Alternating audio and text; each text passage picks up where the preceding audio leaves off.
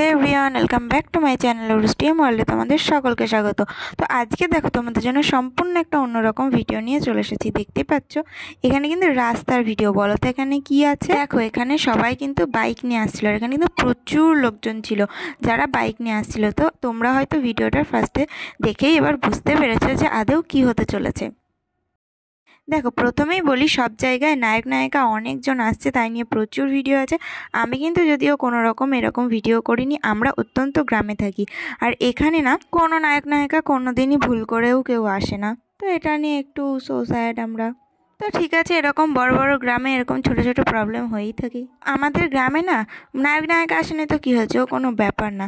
কিন্তু এবার তোমাদেরকে বলি, আমাদের এখানে যে টিএমসিতে দাঁড়িয়েছিল মুকুটমণি অধিকারী, তিনি এসেছিলেন। তো তার জন্যই আমরা এরকম সবাই মিলে রাস্তায় দাঁড়িয়েছিলাম আর ভিডিও করছিলাম। তো চলো দেখতে থাকো পুরো ভিডিওটা। কত বাইক, কত টোটো, কি বলবো, প্রচুর লোকজন ছিল।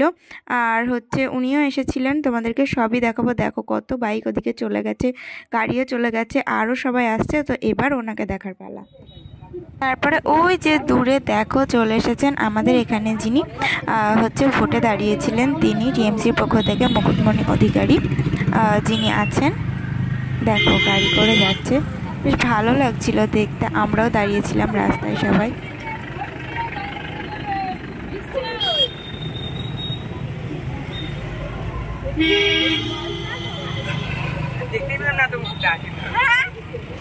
কি কথা তখন কি করলি তাহলে তুই?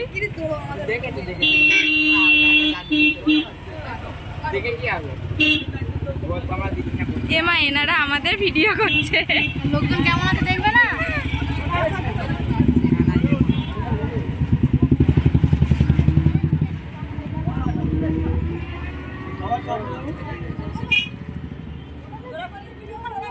হ্যাঁ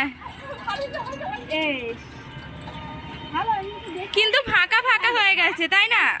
গাড়িগুলো সব একসাথে, হ্যাঁ একসাথে আসলেই ভালো হতো। জেঠিমা ভালো কাজ করেছে, রাস্তা পার হতে পারবে না বলে ফাঁকার মধ্যে দিয়ে দৌড় দিয়েছে।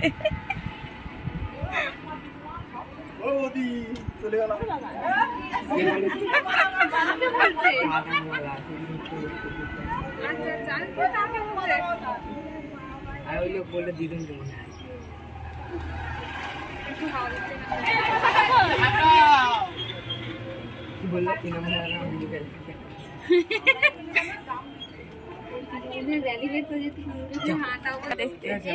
খুঁজে পাওয়া